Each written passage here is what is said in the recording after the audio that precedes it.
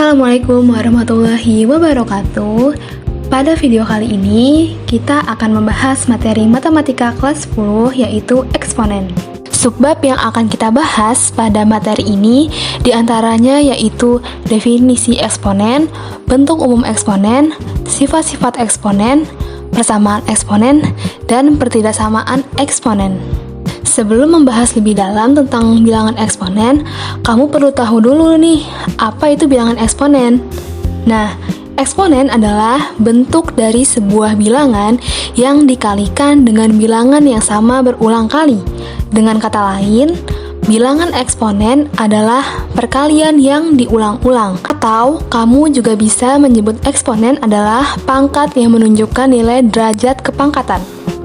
Kesimpulannya, eksponen adalah suatu bentuk perkalian dengan bilangan yang sama, kemudian diulang-ulang. Kemudian, ada bentuk umum eksponen. Definisi eksponen juga bisa dibuat dalam bentuk rumus matematika. Seperti disebutkan sebelumnya, eksponen adalah bentuk perkalian dari suatu bilangan yang dilakukan berulang kali. Sehingga, jika dituliskan dalam bentuk rumus, bentuk umum eksponen adalah A pangkat N, sama aja dengan A dikali A dikali A dikali A. Artinya, A dikalikan dengan A sebanyak N faktor, sehingga jika dijabarkan, bagian-bagian dari bentuk umum rumus eksponen adalah A pangkat N itu artinya di mana A adalah bilangan real dan N adalah bilangan asli. A-nya itu adalah bilangan pokok atau basis, dan N itu adalah besar pangkat. Selanjutnya, ada sifat-sifat eksponen. Yang pertama, ada pangkat penjumlahan. Nah, kalau pangkat penjumlahan itu, apabila suatu bilangan yang sama dengan pangkat yang berbeda, terus dikalikan, maka pangkatnya akan ditambah. Contohnya nih, seperti 4 pangkat 3 dikali 4 pangkat 2. Nah, itu pangkatnya kan ada 3 sama 2 ya. Nah, 3 sama 2-nya itu ditambahin, jadinya 4 pangkat 5. Nah, yang kedua, ada pangkat pengurangan. Apabila suatu yang sama dengan pangkat yang berbeda, kemudian dibagi, maka pangkat akan dikurangi. Contohnya, 4 pangkat 3 dibagi 4 pangkat 2. Nah, pangkatnya itu dikurangin. Jadinya 3 dikurang 2 sama dengan 4 pangkat 1. Sama saja dengan 4. Kemudian, yang ketiga, ada pangkat perkalian. Nah, jika suatu bilangan berpangkat dipangkatkan dengan bilangan lain, maka pangkat akan dikalikan. Dengan kata lain, jika ada di dalam bentuk kurungan, maka pangkat di dalam kurungan dapat dikalikan dengan pangkat di luar kurungan. Contohnya, 4 pangkat 2 tutup kurung 3.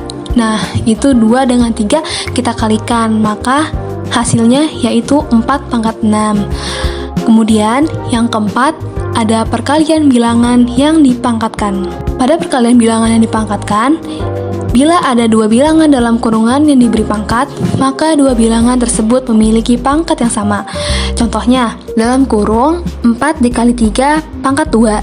Nah, itu 4 dikali 2, terus 3 dikali 2. Nah, 4 pangkat 2 kan 16. Terus dikali 3 pangkat 2 hasilnya 9. 16 dikali 9 hasilnya 144. Selanjutnya, yang kelima yaitu perpangkatan pada bilangan pecahan. Untuk bilangan pecahan yang dipangkatkan, maka bilangan pembilang dan penyebutnya harus dipangkatkan semua. Dengan syarat nilai B atau penyebutnya tidak boleh sama dengan 0. Contohnya, 5 per 3 pangkat 2.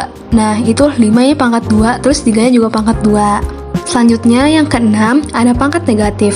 Maksud dari sifat ini dalam eksponen adalah jika suatu penyebut bernilai positif, kemudian ingin dipindahkan ke atas, maka pangkat dari penyebut tersebut akan bernilai negatif. Begitu juga sebaliknya.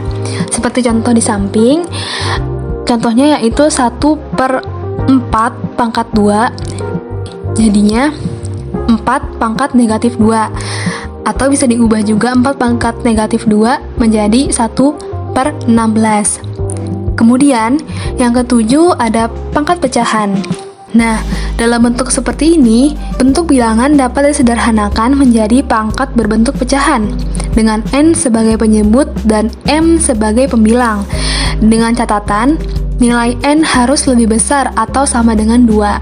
Seperti contoh, akar 4 dari 3 pangkat 6, yaitu 3 pangkat 6/4. Kemudian, yang terakhir ada pangkat 0. A pangkat 0 sama dengan 1. Nah, setiap bilangan yang berpangkat 0 dalam eksponen adalah bernilai 1, dengan catatan nilai A tidak boleh sama dengan 0. Jadi, setiap bilangan yang berpangkat 0 pasti hasilnya 1. Misalnya, 5 pangkat 0 itu pasti hasilnya 1. 2 pangkat 0 hasilnya pasti juga 1. Begitu juga angka-angka yang lainnya. Oke, jadi pembahasan kita pada video kali ini cukup sampai sini saja. Semoga kalian dapat memahami apa yang telah dijelaskan. Terima kasih. Wassalamualaikum warahmatullahi wabarakatuh.